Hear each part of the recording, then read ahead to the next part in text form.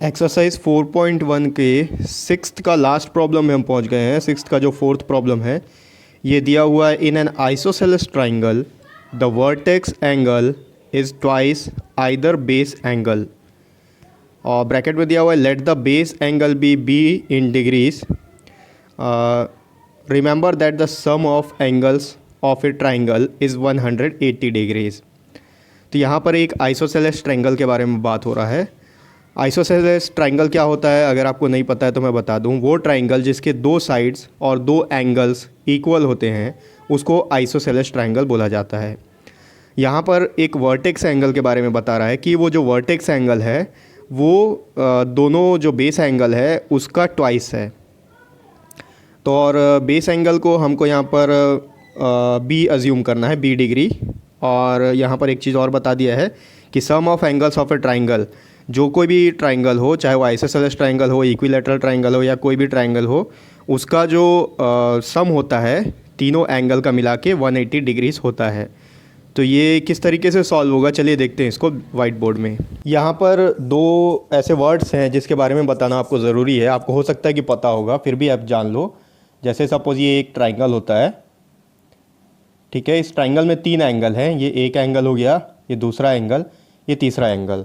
हमारे क्वेश्चन में isosceles triangle के बारे में बात किया गया है। आइसोसेलेस ट्राइंगल क्या होता है? वो ट्राइंगल जिसके दो साइड्स और दो एंगल आपस में इक्वल होते हैं वो आइसोसेलेस ट्राइंगल होता है। सपोज इस ट्राइंगल का नाम ए, बी और सी है। यहाँ आप देखोगे ये एक एंगल है, इसको एंगल ए बोलते हैं। ये एक एंगल है, इसको एंगल बी बोलते हैं। ये एक एंगल है, इसको एंगल सी बोलते हैं। तो यहाँ पर क्या होगा, ये जो लाइन दिया हुआ है इसको बेस लाइन बोलते हैं। अब ये जान लो कि बेस क्या होता है। बेस का एक्चुअली मतलब होता है नींव, यानी कि जिस पे वो चीज़ खड़ा है। यहाँ पर आप देखोगे ये जो ट्राइंगल है ये इस बेस लाइन के ऊपर खड़ा है, ठीक है। और ये जो एंगल होगा इस एंगल को बेस एंगल कहा जाएगा क्योंकि ये बेस लाइन से बन रहा है। और ये जो एंगल है इसको बोलते हैं वर्टेक्स, ठीक है। ये वर्टेक्स एंगल है और ये बेस एंगल है, ठीक है। अब जितना ज़रूरी था वो मैं आपको बता दिया, बाकी आप ट्राइंगल के चैप्टर में पढ़ोगे तो बाकी डिटेल इसका समझ में आ जाएगा। अब यहाँ पर हमको जो क्वेश्चन में दिया हुआ है वो बोल रहा है कि इस बेस एंगल को हमको अज्यूम करना है बी डिग्री। तो ले लेते हैं let the base angle is equals to b degree. इसके बाद हमको क्वेश्चन में क्या क्या दिया हुआ है ये देख लेते हैं। गिवन दैट में आप लिखोगे, ये जो वर्टेक्स के बारे में बताया है, the vertex angle is twice either the base angle. अब अगर बेस एंगल बी है, बी डिग्री है, तो इसका ट्वाइस कितना हो जाएगा, यहां लिख लोगे twice of base angle is equals to 2 into b degree. मैं प्रीवियस वीडियो में बता चुका हूँ कि ट्वाइस और थ्राइस का क्या मतलब होता है। अगर ये ट्वाइस का मतलब 2 से मल्टीप्लिकेशन, थ्राइस का मतलब 3 से मल्टीप्लिकेशन। यहाँ 2 से मल्टीप्लाई हो जाएगा, ये हो जाएगा 2b, ठीक है। Twice of base angle 2b होता है। तो हमको क्वेश्चन में क्या बोला है, हम क्वेश्चन में बोला है कि वर्टेक्स जो है, vertex angle is twice either the base है, आइदर ऑफ बेस एंगल। ये जो वर्टेक्स एंगल है इस एंगल का ट्वाइस है, ठीक है। यहाँ लिख लेंगे vertex angle is equals to twice the base angle according to question. यहाँ लिखोगे sum of triangle is equals to 180 degree, ठीक है।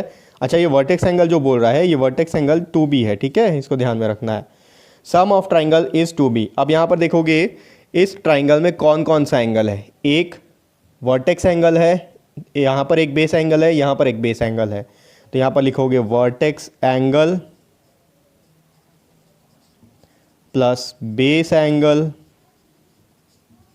Plus base angle is equals to 180 degree. अब यहाँ पर वर्टेक्स एंगल कितना है, 2b है, बता चुका है ट्वाइस ऑफ बेस एंगल जो है वो वर्टेक्स एंगल है। तो 2b प्लस ये बेस एंगल b, क्योंकि हम बेस एंगल को b एज्यूम किए हैं, प्लस एक और बेस एंगल है ये भी b is equals to 180 degree. अब यहाँ पर ये भी b है, ये b है, ये भी b है, तो सब ऐड हो जाएगा।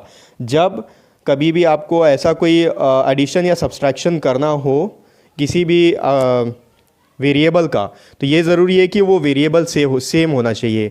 यहाँ पर b है, यहाँ b है और यहाँ पर भी b है, तो ये सब ऐड हो सकता है। अगर यहाँ पर b होता, यहाँ a होता, यहाँ c होता या कोई दूसरा वेरिएबल होता तो वो ऐड नहीं होता। हमेशा सिमिलर वेरिएबल्स ही ऐड होते हैं। तो ये कितना हो जाएगा, ये 2b plus 1b plus 1b हो गया, 2 plus 1 plus 3 sorry 2 plus 3 2 plus 1 3 3 plus 1 4b is equals to 180 degree. ये इसका इक्वेशन होगा। तो यहाँ पर एक्सरसाइज 4.1 हमारा कंप्लीट हो चुका है और इसका पूरा लिंक मैं डिस्क्रिप्शन बॉक्स में दे दूँगा। अगर आप कोई वीडियो नहीं देखे हो, जाके उस लिंक से आप उस वीडियो को देख सकते हो।